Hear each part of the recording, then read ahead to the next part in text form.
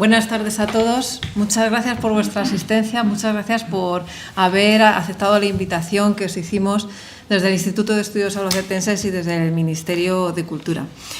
Como sabéis, como ya ha comentado la subdirectora, el año pasado, después de un trabajo también que nos llevó un par de años más, pudimos declarar como manifestación representativa el toque tradicional de guitarra en el marco de las fiestas participativas. Para nosotros fue una cosa muy importante porque es una historia que viene de largo, es una historia que aquí los que estamos en la mesa hemos compartido casi desde cero, porque surgió porque yo escuché una ponencia de Julio explicando su programa de su proyecto de Tiene boca y sabe hablar y me pareció que era una manifestación patrimonial que estaba absolutamente silenciada, desconocida, dispersa y que realmente tenía una entidad suficiente en el marco territorial como para tener una entidad de reconocimiento público a nivel nacional.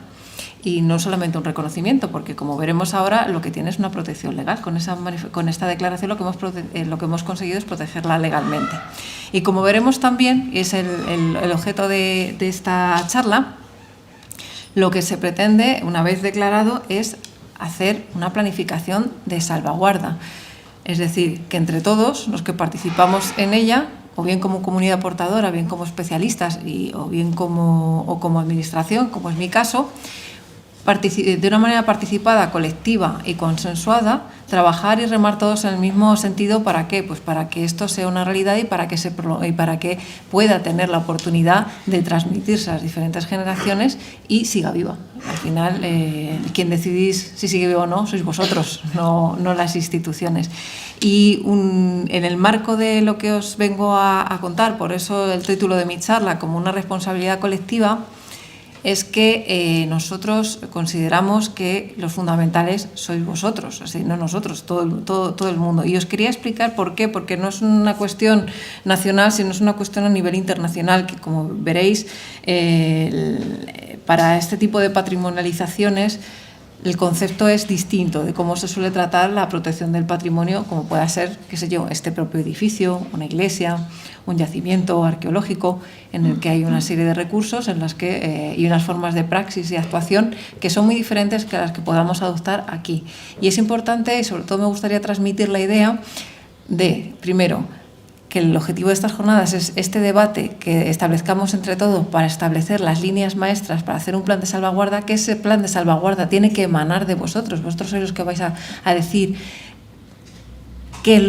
cuáles son los puntos fuertes, cuáles son las debilidades, cuáles son las fortalezas, cuáles son las oportunidades que tenemos, cuáles son los objetivos marco que nos podemos trazar para poder mejorar, para, digamos, crear un contexto idóneo para que esto siga adelante y se transmita, y qué papel nos damos cada uno de nosotros. Un plan de salvaguarda no es un documento normativo, no es una ley, no es una cuestión de obligado cumplimiento. Lo que es un texto colectivo que indica que nos damos todos y lo construimos entre todos, que nos damos para que cada uno desde nuestra posición, desde nuestras competencias en el caso de las administraciones, desde nuestras posibilidades y nuestra vida, al fin y al cabo, dentro de esta manifestación, rememos en el mismo sentido, que las cosas que hagamos las hagamos todos en la misma dirección, persiguiendo unos objetivos comunes, no de manera que cada uno vaya a la suya y al final, muchas veces,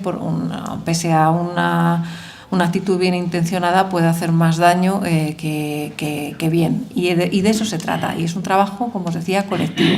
Para nosotros es muy novedoso trabajar así, para las administraciones, porque de repente nuestra labor es acompañar. No es hacer una imposición normativa ni una ejecución, sino un acompañamiento. Entonces, por eso os quiero dar un marco de normas en la que nos movemos para hacer este documento y también conceptual. Cuáles son los instrumentos que tenemos para la salvaguarda y cómo queremos hacer ese plan de salvaguarda y después qué pasará.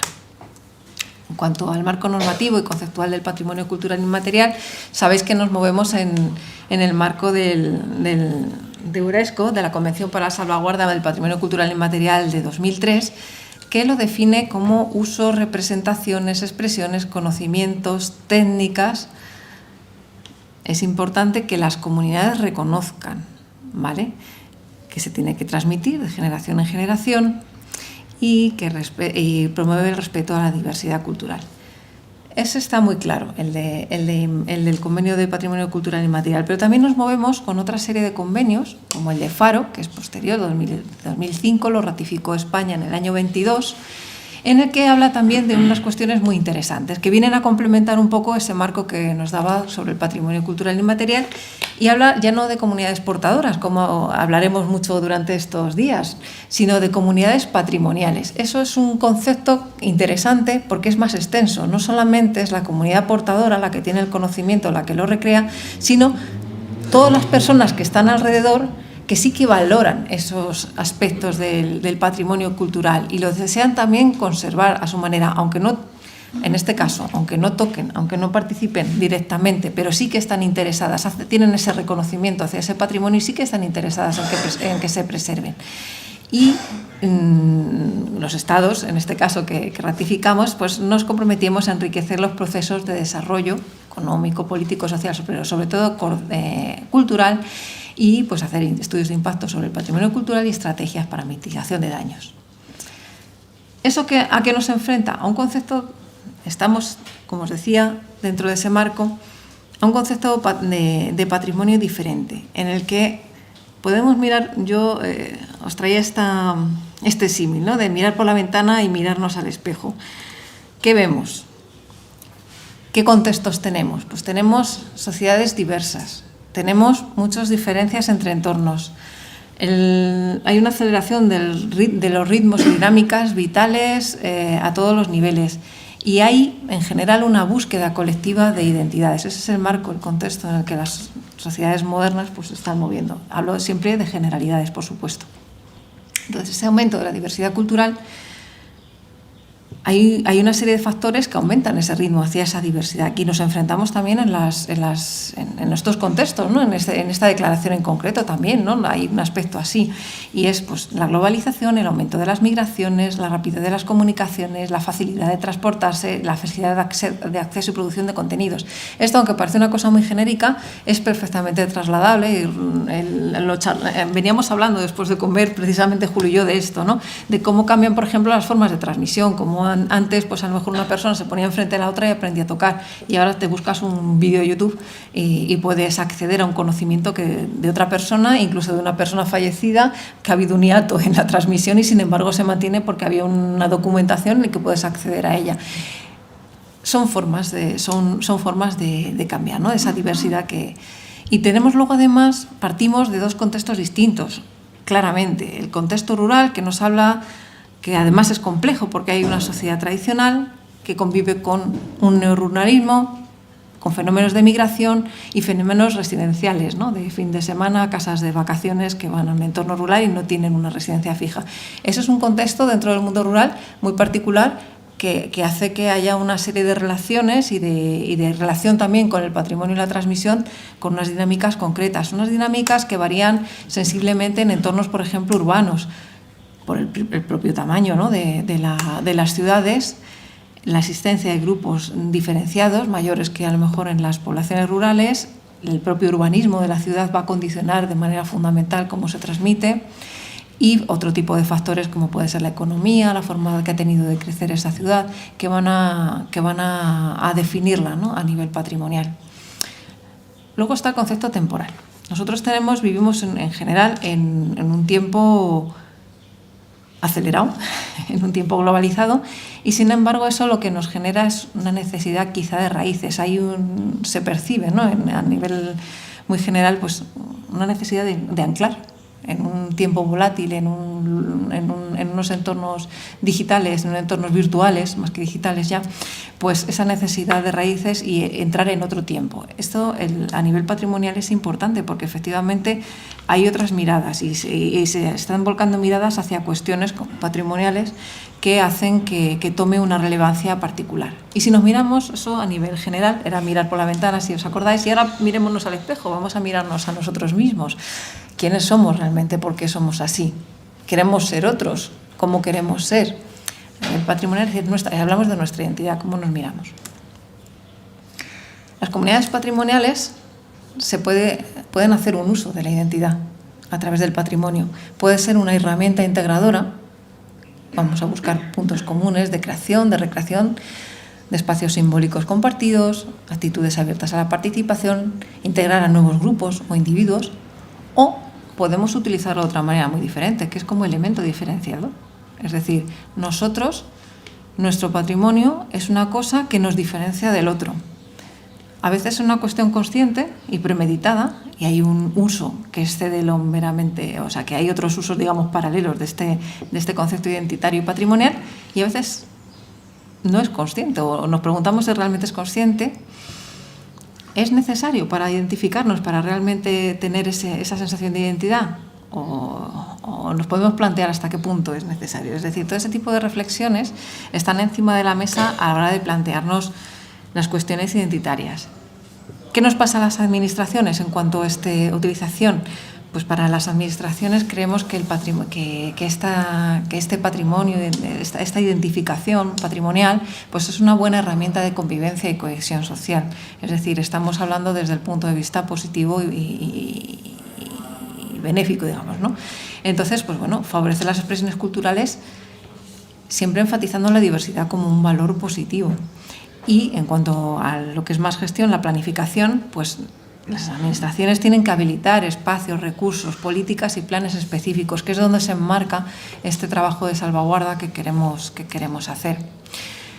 Así, en nuestros nuevos tiempos, digamos, la sociedad se ha convertido en protagonista. Ya no es la administración la que dicta, manda y ahora vamos a hacer esto y os declaramos esto y además os vamos a poner un montón de ítems a cumplir de manera religiosa. No, la sociedad es protagonista porque crea su patrimonio, es decir, decide lo que es patrimonio, lo que patrimonializa, lo que le identifica. Se crean nuevos imaginarios. Nosotros mismos, como sociedad, como grupo, tenemos nuestro propio imaginario de lo que es el patrimonio, de lo que somos, qué representamos cuando estamos haciendo qué. Genera identidades y se crean incluso cartografías del imaginario, ¿no? en el mundo patrimonial. Os ponía esta diapositiva que diréis, estamos en Albacete hablando de guitarras, ¿qué hace aquí un tren minero? Pues porque, por ejemplo, me gusta hablar de este tema de cómo cambia la sociedad, cómo cambia esa identidad, esa cartografía y ese imaginario. Esto es un tren en Asturias, un tren minero. Hace 40 años era el medio de vida en esa zona. No era patrimonio en absoluto. De hecho, era simplemente pues, un fruto de la industrialización, una herramienta. Cuando se descarboniza Europa, cuando las minas cierran, las personas que viven allí se dan cuenta que, aunque no hayan, las nuevas generaciones no han trabajado nunca en la mina, se han dado cuenta que eso es lo que es una parte que les define como comunidad. Y lo recuperan, lo patrimonializan, ahora mismo es turístico, y lo han restaurado, y de repente los patrimonios industriales, por decir un ejemplo, pues forman parte de ese imaginario colectivo y de cómo te unes, cómo te vinculas a la tierra y cómo te defines tú como persona dentro de un contexto. Con eso os quiero decir lo importante que es esa reflexión colectiva de todos, es decir, no desde la academia, no desde las administraciones, sino nosotros mismos, mirarnos un poco, y es lo que quiero transmitiros también, que nos analicemos durante esta jornada y media, quiénes somos, qué queremos, qué nos define y cómo queremos ser. Luego tenemos otro concepto dentro del marco amplio que nos ampara, el desarrollo el tema de la sostenibilidad. Hablamos de la sostenibilidad del patrimonio porque satisface una serie de necesidades, pero desde luego no compromete las del futuro. Es decir, tenemos que pensar, sobre todo en nuestro patrimonio, en esto que nos trae, en que las acciones que hagamos nosotros somos responsables del impacto que pueda tener a futuro de las siguientes generaciones, qué les dejamos, cómo lo transmitimos y qué queremos legar, ¿vale? Entonces tenemos un patrimonio ya no material, inmaterial. Esto de lo que estamos hablando, estos toques de guitarra, es un patrimonio vivo, claramente está vivo, ¿vale? Nosotros luego, pues evidentemente está alineado pues con los objetivos de desarrollo sostenible en el patrimonio en general. No me voy a detener en este sentido y sobre todo, pero sí en este objetivo general, que es el de alianzas para cumplir el resto de objetivos. Este, digamos, es el último de los objetivos de los ODS y es un poco decir, vamos a buscar alianzas. Estamos explorando maneras nuevas de trabajar entre todos, no las tradicionales, sino otras formas de trabajar, otras formas de relacionarnos entre nosotros, personas, instituciones, colectivos. ¿Para qué? Para cumplir esos objetivos. Y esto, digamos, aunque parece obvio, en realidad es un cambio de mentalidad y de foco que creo que debemos dimensionar de una manera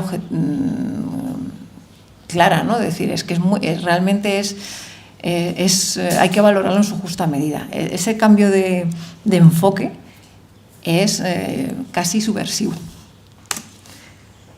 De otra parte, tenemos otras instituciones. Hemos hablado de UNESCO, hemos hablado también de Consejo de Europa con Faro, pero tenemos también, el Consejo de Europa tiene una estrategia específica sobre el patrimonio cultural para el siglo XXI. Se firma en Chipre en el 17 y era una invitación a los responsables políticos, a las partes y a los ciudadanos, que es importante, veis que ya estamos todos juntos en esto, a hacer frente a desafíos a través de recomendaciones. Sobre todo, hablábamos de participación social y de gobernanza. Como veis, desde las administraciones planteamos todo este tipo de cuestiones, es decir, desde la propia definición del patrimonio, tanto lo que se está hablando a nivel internacional y a lo que nos comprometemos como Estado, que todo veis que es como una especie de afluentes que va hacia un río principal en el que nos conduce a trabajar juntos y sobre todo al tema de la gobernanza, es decir, del protagonismo de las personas ante su propio patrimonio, en este caso. Entonces, se nos insta a fomentar la participación de los ciudadanos y las autoridades locales para la capitalización del patrimonio cotidiano. Crear marcos para que siempre las comunidades y las autoridades tomar beneficios de su patrimonio y de su gestión, facilitar y fomentar las asociaciones públicas y privadas para promocionar y conservar el patrimonio. Esto, como ¿qué os decía? Pues es que tenemos que trabajar al limón, o trabajamos juntos o esto no funciona. También dentro del patrimonio vivo, pues veis que el propio Consejo de Europa organiza jornadas específicas y incluso en otras instituciones que no tienen nada tienen que ver, pero de una manera mucho más genérica y tangencial, como este es un programa propuesto por el Banco Iberoamericano de Desarrollo, es decir, es un banco el que lo está proponiendo y sin embargo sí que está hablando de un patrimonio vivo, que es relativamente reciente esta publicación del año 20, que habla de conjunto de bienes culturales, representantes de la historia, tradiciones, identidad de un territorio y que habla de que tiene que tener la valoración y apropiación de sus propios habitantes, te lo está diciendo un Banco Mundial. ¿Vale? Entonces te dice que es colaborativo, que es inclusivo, que es resiliente, que es productivo y que es coeficiente porque está hablando de cosas muy genéricas. Pero todos estamos hablando de lo mismo.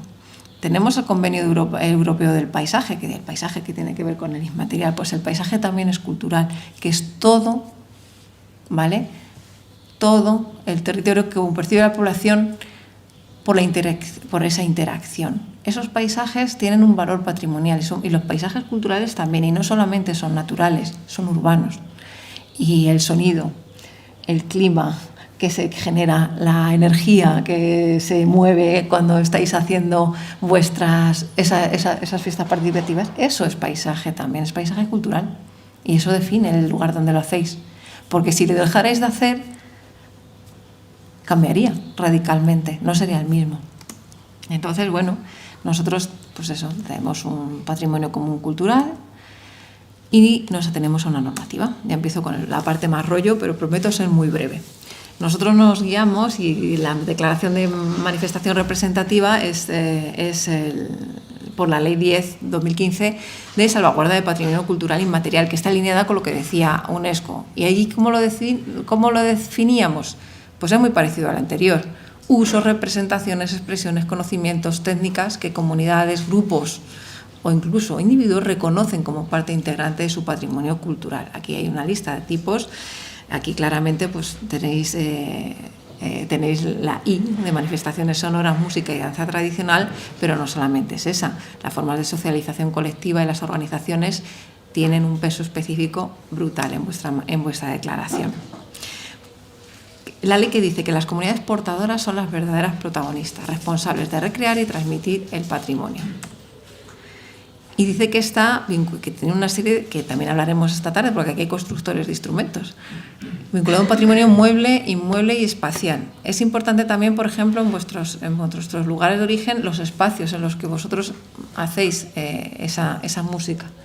¿Por qué? Porque forman parte. Si vosotros cambiarais los espacios, no sería lo mismo. Entonces, también las autoridades locales tienen que tener esa concienciación de que esos espacios se permita su uso. A veces entran en conflicto, no sé en vuestro caso, pero en otros manifestaciones patrimoniales en las que trabajamos, por ejemplo, nos hemos encontrado problemas con legislaciones en torno al ruido, los niveles de ruido. Hay quien se queja y de repente lo prohíben y tiene un valor patrimonial. Pues ese tipo de ordenanzas, pues, por ejemplo, hay que cuidarlas. También forma parte de los entornos. Y, por supuesto, es un tema de identidad, transmisión y cohesión social. ¿Qué instrumentos tenemos como dotación? La primera es la declaración que ya tenéis, que es el trabajo que ya se ha hecho. Lo hemos anotado en el inventario general, con lo cual ya es un bien inventariado. Y dentro del Plan Nacional de Salvaguarda, nosotros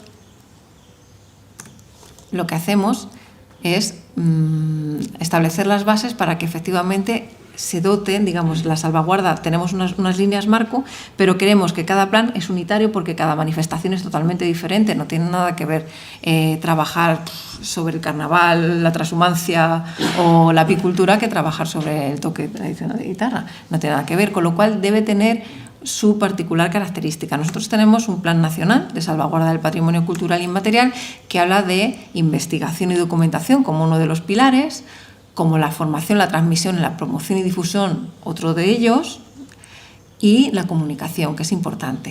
Hay algunos ya hechos, por ejemplo el del esparto. Estamos trabajando en el transhumancia que esperamos presentar a finales de este año. Tenemos en marcha abierto el de toque manual de campanas y este es el siguiente que inauguramos con estas jornadas. ¿Cómo se hace? Pues normalmente hay una fase de redacción, de unos marcos, de unos pliegos, podemos contratar o no, bueno, en fin, podemos hacer un trámite administrativo, podemos hacerlo directamente, pero sobre todo, tanto al principio como durante la evaluación, mientras esté redactando, mientras esté ejecutando y mientras esté elaborando todo el texto que va a obligar, es fundamental que vosotros estéis ahí. Es decir, que seáis vosotros los que digáis quiénes sois, qué queréis ser, cómo os veis, qué riesgos percibís, qué es lo que mejoraría, cuáles son las líneas de mejora que hay. Pues eso es súper importante que estéis ahí diciéndolo y haciéndolo. ¿Nosotros qué hacemos? Nosotros acompañamos. Lo que estamos haciendo con la jornada de hoy y con lo que continuará y lo que pretendemos hacer es que aquí se establezcan las bases principales, las líneas principales, se identifiquen para trabajar sobre ellas. Hay que intentar sacar lo que se dice en gestión, un DAFO, o sea, hacer un cuadro y decir cuáles son nuestras oportunidades, cuáles son nuestras fortalezas, cuáles son nuestras carencias y cuáles son nuestros puntos más débiles, para ver dónde tenemos que incidir. ¿Cuáles son los objetivos que nos marcaríamos? Y dentro de esos objetivos, ¿por dónde podemos tirar? Es decir, ¿qué es lo que más nos preocupa? Vamos a intentar que de aquí salgan esos focos de discusión principales, e intentar identificarlos para luego establecer unos grupos de trabajo que a nosotros nos gustaría que fueran voluntarios. Estamos trabajando con otras comunidades portadoras de esa manera, que de manera voluntaria quien esté interesado en participar activamente de esto, nosotros podemos poner los medios, en este caso lo solemos hacer por reuniones online, para hablar sobre el tema, poner las cosas blanco sobre negro y hacer esa elaboración de textos. La parte, digamos, de Cenicienta la hacemos nosotros, de poner luego negro sobre blanco, plantear los borradores, que las personas que participen en esos grupos digan, pues por aquí sí, por esto estamos de acuerdo, no, esto lo vamos a redactar de otra manera, y sacar ese plan de salvaguarda que sea de todos. Es decir, la estructura, el lenguaje lo ponemos nosotros, pero las palabras y el contenido vosotros. Después de los planes de salvaguarda, ¿qué? Pues, a ver, nos vamos a dar ese marco que os decíamos. Entonces, nosotros sabéis que tenemos como herramienta un portal inmaterial, cultura.gov.es, Y ahí están todas las manifestaciones. Cualquier cosa que queráis sobre el toque, mandarnos fotografías, mandarnos información, testimonios, bibliografía, cualquier tipo de cuestionamiento lo podéis enviar aquí, nosotros os atendemos y además lo vamos a colgar. ¿Por qué? Porque la idea es que esté accesible al mayor número de personas posible. Tenéis recursos dentro de ese propio portal, como esta guía, ¿no?, para desarrollar procesos de valorización de patrimonio cultural inmaterial. Esto está más enfocado a entidades locales, a gestores, pero es muy práctica, es muy fácil. La tenéis descargable en ese portal que os he dicho. También hacemos estudios especializados. O sea, estoy hablando que después de un plan de salvaguarda, desde el punto de vista de la administración, nosotros tenemos estos campos, vosotros tenéis otros, que es los que os deis en el marco del plan de salvaguarda. Nosotros, por ejemplo, os traigo aquí un ejemplo que hicimos sobre transhumancia, que estábamos trabajando con el tema del cambio climático y de la influencia en el paisaje pero también tenemos, por ejemplo, organizamos reuniones periódicas de gestores especializados. Algunos de vosotros habéis participado en las reuniones de gestores de patrimonio cultural inmaterial que organiza el Ministerio. También hacemos labores de promoción del conocimiento, exposiciones, charlas, talleres, cursos, en fin. La salvaguarda, una vez que está declarada la cosa, no se puede cargar en una sola institución, ni solo en las instituciones, al contrario, es una labor colectiva en la que el protagonismo lo tenéis vosotros vais a decidir, porque al fin, en última instancia, sois los que decidís si salís o no a tocar, si le enseñáis a alguien o no. Nosotros no tenemos nada que decir en ese sentido, pero sí podemos acompañaros.